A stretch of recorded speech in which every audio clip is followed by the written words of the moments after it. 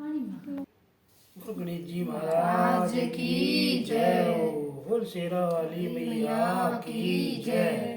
जोर से बोलो जय माता दी। प्रेम से बोलो जय माता दी। सारे बोलो जय माता दी। आगे बोलो जय माता दी। पाछे बोलो जय माता दी। प्यार से बोलो जय माता दी। जयकारा शेरा वाली का जयकारा शेरा वाली का बोलो सांचे दरबार की जय हो। जय हो 33 करोड़ देवताओं की जय हो। आइए आज हम देवी माँ का चौथा दिन की कथा सुना रहे हैं। चौथा दिन की देवी माँ का नाम कुसमंडा देवी है। आइए श्रवण करते हैं। चौथा दिन कुसमांडा माता की जय। माँ दुर्गा के चौथे स्वरूप का नाम कुसमांडा है। अपनी मंद हल्की मुस्कान द्वारा ब्रह्मांड को उत्पन्न करने के कारण इनका नाम कुसमांडा पड़ा। नवरात्रों में चौथे दिन इन्हीं कुसमांडा देवी की उपासना की जाती है। इससे साधक का मन अनाहत चक्र में स्थित होता है। अतः पवित्र मन से पूजा उपासना के कार्य में लगना चाहिए। माँ की उपासना मनुष्य को स्वाभाविक रूप से भवसागर से पार उतारने वाले एवं सुगम और श्रेष्ठ मार्ग है। माता कुसमांडा की उपासना मनुष्य को अधिव्याधियों से मुक्त करने वाली, उसे सुख समृद्धि और उन्नति की ओर ले जाती है। अतः अपनी लौकिक परलौकिक उन्नति चाहने वाले को कुसमांडा देवी की उपासना में हमेशा तत्पर रहना चाहिए।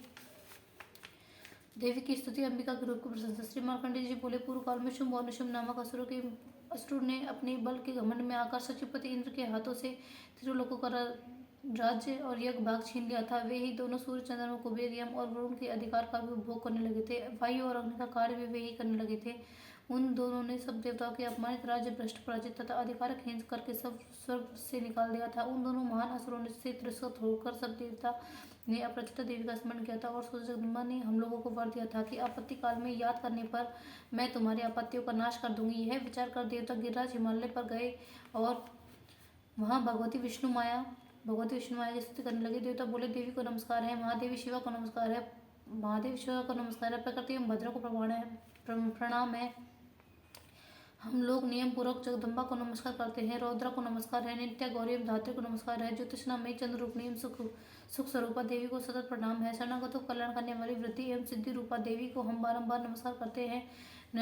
नैऋषि राक्षसों की लक्ष्मी, राजाओं की लक्ष्मी तथा शिवारणी शिवपत्नी स्वरूपा तथा आप जगदम्बा को हमारा बारंबार नमस्कार है। दुर्गा दुर्गपारा, दुर्गम संकट से पार उतारने वाली, सारा सबकी आधारभूता, सर्व कारणी ख्याति कृष्णा और धूम्रा देवी को सर्वदा नमस्कार है। अत्यंत सौम्य तथा अत्यंत रौद्र रूप देवी को हम नमस्कार करते हैं। उन्हें हम बारंबार नमस्कार करते हैं। जगत की आधारभूता कृति देवी को हम बारंबार नमस्कार करते हैं। जो देवी सब प्राणियों में विष्णु माया के रूप से जानी जाती है, उनको हम नमस्कार करते हैं, उनको बारंबार नमस्कार करते हैं। जो देवी सब प्राणियों में चेतना कहलाती है, उनको हम नमस्कार करते हैं, उनको हम बारंबार नमस्कार करते हैं। जो देवी सब प्राणियों में बुद्धि रूप से स्थित होती है, उनको नमस्कार है, उनको बारंबार नमस्कार है। जो देवी सब प्राणियों में दृढ़ रूप से स्थित होती है, उनको नमस्कार, उनको बारंबार नमस्कार है। जो देवी सब प्राणियों में क्षुधा रूप में स्थित होती है तथा जो देवी सब प्राणियों में छाया रूप में स्थित होती है और सब प्राणियों में शक्ति रूप में स्थित होती है, उनको हमारा बारंबार नमस्कार है। जो देवी सब प्राणियों में तृष्णा रूप में और सब प्राणियों में शांति क्षमा के रूप में तथा सब प्राणियों में जाति रूप में स्थित होती है, उनको हमारा बारंबार नमस्कार है। जो देवी सब प्राणी में लज्जा रूप में स्थित होती है और शांति रूप में स्थित होती है तथा सब प्राणी में श्रद्धा रूप में स्थित रहने वाली देवी को हमारा बारंबार नमस्कार है। जो देवी सब प्राणी में कांति रूप में स्थित होती है, लक्ष्मी रूप में स्थित होती है तथा सब प्राणियों में वृत्ति रूप में स्थित रहती है, उनको हम बारंबार नमस्कार करते हैं। उन देवी को हमारा बारंबार नमस्कार है। जो देवी सब प्राणियों में स्मृति रूप में स्थित होती है तथा जो देवी सब प्राणियों में दया रूप से स्थित होती है तथा सब प्राणियों में तुष्ट रूप में स्थित रहने वाली देवी को हम बारंबार नमस्कार करते हैं। जो देवी सब प्राणियों में मात्र रूप में स्थित होती है तथा सब प्राणियों में भ्रांति रूप से स्थित होती है तथा जो देवी सब प्राणी तथा जीवों के इंद्रियों की वर्ग के अधिष्ठात्री देवी को सब प्राणियों में सदा व्याप्त रहने वाली देवी को तथा चैतन्य रूप से इस संपूर्ण जगत को व्याप्त करके स्थित है, उनको हम बारंबार नमस्कार करते हैं। पूर्व काल में अपने अभिष्ट की प्राप्ति होने से देवताओं ने जिनकी स्तुति तथा देवराज इंद्र ने बहुत दिनों तक जिनका सेवन किया है, कल्याण की आधारभूत साधनाभूत ईश्वरी देवी आप ही हैं तथा आप हमारा कल्याण और मंगल करते सारी आपत्ति को हमसे दूर करके और उनका नाश कर डाले। उत्तम दैत्य से सताए हुए हम सभी देवता जिन परमेश्वरी को इस समय नमस्कार कर रहे हैं तथा जो भक्ति से विनम्र पुरुषों द्वारा भक्ति से विनम्र पुरुषों द्वारा स्मरण की जाने वाली तत्काल ही संपूर्ण विपत्तियों को नाश कर देती हैं। वे जगदम्बा हमारा संकट दूर करे। ऋषि बोले, राजन, इस प्रकार जब देवता स्तुति कर रहे थे उस पर स्मरण इस समय पार्वती देवी गंगा जी के जल में स्नान करने के लिए वहां आई। उन सुंदर मोह वाली भगवती देवी ने देवताओं से पूछा, आप लोग यहाँ किसकी स्तुति कर रहे हैं? तब उन्हीं के शरीर से प्रकट हुई शिवा देवी बोली, शुभ निशुम्भ से तिरस्कृत हुए ये देवता युद्ध में निशुम्भ से पराजित होकर यहाँ एकत्रित हुए ये सब देवता मेरी ही स्तुति कर रहे हैं। पार्वती जी के शरीर कोशी अंबिका का प्रादुर्भाव हुआ था, इसलिए समस्त लोगों में कौशिकी कही जाती है। कौशिका के प्रकट होने के बाद पार्वती देवी का शरीर काले रंग का हो गया। अतः वे हिमालय पर निवास करने वाली कालिका देवी के नाम से विख्यात हुई। तदंतर शुंभ निशुम्भ के भरत चंड मुंड वहां आए और उन्होंने परम मनोहर रूप धारण करने वाली अंबिका देवी को देखा। फिर वे शुंभ के पास जाकर बोले, महाराज, एक अत्यंत मनोहर स्त्री है जो अपने दिव्य कांति से हिमालय को प्रकाश कर रही है। वैसा उत्तम रूप वहाँ किसी का नहीं देखा होगा। हे असुरेश्वर, पता लगाइए वह देवी कौन है और उसे प्राप्त कर लीजिए।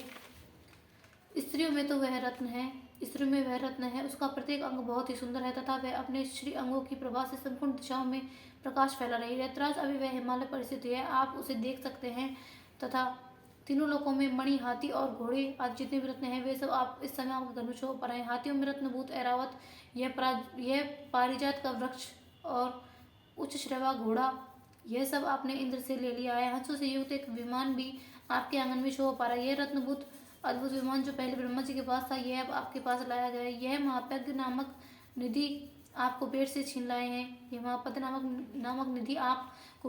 लाए हैं। समुद्र ने आपको कुलिंकिनी नाम की माला भेंट की है जो केसरों से सुशोभित है और जिसके कमल कभी कुमलाते नहीं है। स्वर्ण की वर्षा करने वाला वरुण का छत्र भी आपके घर में शोभा पा रहा था तथा यह श्रेष्ठ रत्न जो पहले प्रजापति के अधिकार में था अब आपके अधिकार में है। दैत्येश्वर मृत्यु की उत्कृष्टता नाम वाली शक्ति को भी आपने छीन लिया है तथा वरुण का पाश और समुद्र में उत्पन्न होने वाले सब प्रकार का रत्न आपके भाई निशुम्भ के अधिकार में है। अग्नि ने भी स्वतः शुद्ध किए हुए 2 वस्त्र आपकी सेवा में अर्पित किए हैं। दैत्यराज, इस प्रकार सब रत्न एकत्रित कर लिए हैं। फिर जो यह स्त्री में रत्न रूपा कल्याण में देवी है, ऐसी आप अपने अधिकार में क्यों नहीं कर लेते? ऋषि बोले, चंडमुंड का यह वचन सुनकर शुंभ ने महादेव सुग्रीव को दूत बनाकर देवी के पास भेजा और कहा, तुम मेरी आज्ञा से उसके पास जाओ और उसके सामने जाकर ये बात कहना और ऐसा उपाय करना जिससे वह प्रसन्न होकर शीघ्र यहाँ आ जाए तथा वह दूत पर्वत के अत्यंत समीप रमणीय प्रदेश में गया जहाँ वह देवी सुशोभित थी। वहां गया और मधुरवाणी में कोमल वचन बोला। दूत बोला, दैत्यराज शुंभ इस समय तीनों लोक के परमेश्वर है। मैं उन्हीं का भेजा हुआ दूत हूँ और यहाँ तुम्हारे ही पास स्थित हुआ हूँ। उनकी आज्ञा सदा सब देवता एक स्वर में मानते हैं, उसका कोई उल्लंघन नहीं कर सकता। वे संपूर्ण देवताओं को परास्त कर चुके हैं। उन्होंने तुम्हारे लिए संदेश दिया है, उसे सुनो। संपूर्ण तीनों लोग मेरे अधिकार में है। देवता वे मेरी आज्ञा के दिन चलते हैं। संपूर्ण युगों के भोगों को मैं भोगता हूँ। तीनों लोगों में जितने श्रेष्ठ रत्न हैं वे सब मेरे अधिकार में है। देवराज इंद्र का वाहन ऐरावत जो हाथियों में रत्न के समान है उसे मैंने छीन लिया है। क्षीर सागर का मंथन करके जो अश्वरत्न उच्च श्रेवा प्रकट हुआ है उसे देवताओं ने मेरे पैर पकड़कर समर्पित किया है। सुंदरी उनके अतिरिक्त और भी जितने रत्नभूत पदार्थ देवताओं, गंधर्वों और नागों के पास थे वे सब अब मेरे अधिकार में आ गए हैं। देवी, हम लोग तुम्हें संसार की स्त्रियों में रत्न मानते हैं। अतः तुम हमारे पास आ जाओ, क्योंकि रत्न को उपभोग करने वाले हम ही हैं। चंचल कटाक्षों वाले सुंदरी, तुम मेरी या मेरे महापराक्रमी भाई निशुम्भ की सेवा में आ जाओ, क्योंकि तुम रत्न स्वरूपा हो। इस प्रकार मेरा वर्णन करने से तुम्हें अतुलित महान ऐश्वर्य की प्राप्ति होगी। अपनी बुद्धि से यह विचार कर तुम मेरी पत्नी बन जाओ। ऋषि बोले, दूत के यह कहने पर कल्याण में भगवती दुर्गा देवी जो इस जगत धारण करती है मन ही मन गंभीर भाव से मुस्काई और इस प्रकार बोली। देवी ने कहा, दूत, तुमने सत्य कहा। इसमें बताने कोई झूठ नहीं है कि शुंभ तीनों लोगों का स्वामी है और निशुम्भ भी उसी के समान पराक्रमी है। किंतु इस विषय में मैंने जो प्रतिज्ञा कर ली है उसे झूठी कैसे करूं? मैंने अपनी अल्प बुद्धि के कारण पहले से जो प्रतिज्ञा कर रखी है उसे सुनो। जो मुझे संग्राम में जीत लेगा, जो मेरे अभिमान को चूर्ण कर देगा तथा संसार में जो मेरे समान बलवान होगा वही मेरा स्वामी होगा। इसलिए शुंभ तथा महादित्य निशुम्भ स्वयं ही यहाँ पधारे और मुझे जीतकर शीघ्र मेरा पाणी ग्रहण कर ले। इसमें विलंब की क्या आवश्यकता है? और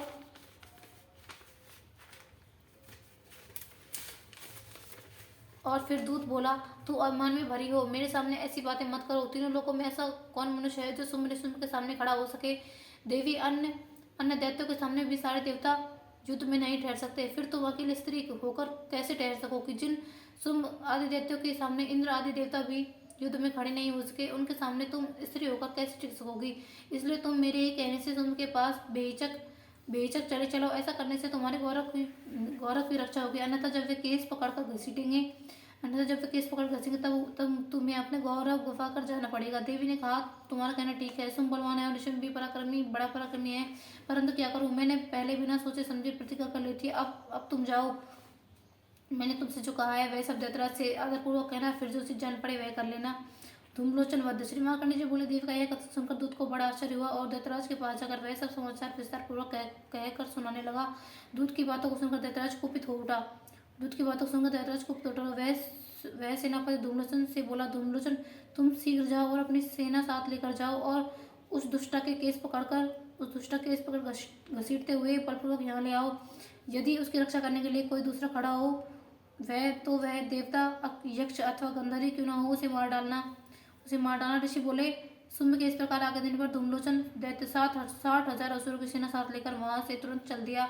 वहां पहुंचकर उसने हिमालय पर रहने वाली देवी को देखा और ललकार कर कहा, आरी, तू शुंभ निशुंभ के पास चल। यदि इस समय प्रसन्नतापूर्वक मेरे स्वामी के समीप नहीं चलेगी तो मैं तुझे बलपूर्वक बालों को पकड़कर घसीटते हुए ले चलूंगा। देवी बोली, तुम्हें दैत्यों के राजा ने भेजा है, तुम स्वयं भी बलवान हो और तुम्हारे साथ विशाल सेना भी है। इस दशा में यदि मुझे बलपूर्वक ले चलोगे तो मैं तुम्हारा क्या कर सकूं? ऋषि बोले, देवी के यह कहने पर अश्व धूम्रलोचन उनकी ओर लपका। तब अंबिका ने हूँ शब्द के उच्चारण मात्र से भस्म कर दिया। फिर तो क्रोध से भरी हुई दैत्यों की विशाल सेना अंबिका ने एक दूसरे पर तीखे सहायकों, शक्तियों तथा फरसों की वर्षा आरंभ की। इतने में ही देवी का वाहन सिंह क्रोध में भरकर भयंकर गर्जना करके गर्दन के बालों को हिलाता हुआ असुरों की सेना में कूद पड़ा। उसने कुछ दैत्यों को पंजों की मार से, कितनों को अपने जबड़े से और कितने ही महादैत्यों को पटक कर दाढ़ों से घायल करके मार डाला। उस सिंह ने अपने नखों से कितनों के पेट फाड़ डाले और थप्पड़ मारकर कितनों के सिर धड़ से अलग कर दिए। देवी के वाहन उस महाबली सिंह ने अत्यंत क्रोध से भरे हुए क्षणभर में इस असुरों की सारी सेना का संहार कर डाला। शुंभ ने जब यह सुना कि देवी ने धूम्रलोचन असुर को मार डाला तथा उसके सिंह ने सारी सेना का संहार कर डाला, तब उस दैतराज को बड़ा क्रोध हुआ। उसके होठ कांपने लगे। तुरंत उसने चंड और मुंड नामक 2 महादैत्यों को आज्ञा दी, हे चंड और हे मुंड, तुम लोग बहुत बड़ी सेना लेकर वहां जाओ और उस देवी को बालों से पकड़कर अथवा उसे बांधकर शीघ्र यहाँ ले आओ। यदि इस प्रकार उसे लाने में संदेह हो तो युद्ध में सब प्रकार के अस्त्र शस्त्र तथा समस्त असुरी सेना का प्रयोग करके उसकी हत्या कर डालना। उस दुष्ट की हत्या होने पर तथा सिंह के भी मारे जाने पर उस अंबिका को बांधकर शीघ्र लेकर ही लौट आना। बोलो कुसमुंडा माँ की जय। जोर से बोलो, जय माता दी। प्रेम से बोलो, जय माता दी। सारे बोलो, जय माता दी। मिलकर बोलो, जय माता दी। जयकारा कुसमुंडा देवी का जय। लपप लगा दे, वो ले गया तो।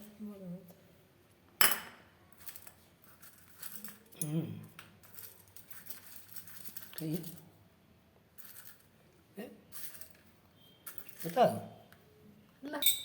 बोलो गणेश जी महाराज की जय हो।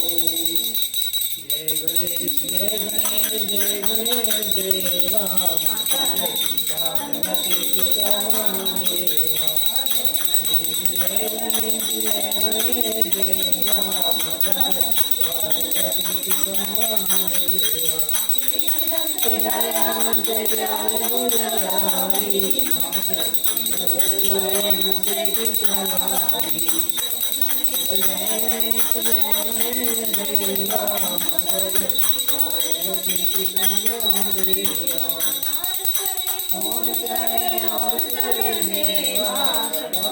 भोग लगे संत कर सेवा, जय गणेश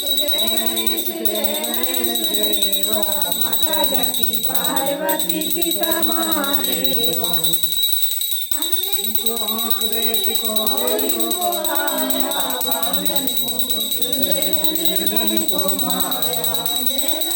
जय गणेश देवा, माता जगती पार्वती पिता महादेवा।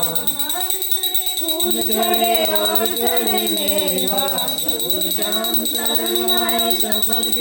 वासुदेवा जय गणेश जय गणेश देवा माता जगती पार्वती पिता महादेवा बोलो महाराज की जय। जय अम्बे गौरी मैया जय श्यामा गौरी तुम्हें कौन से जागते हरि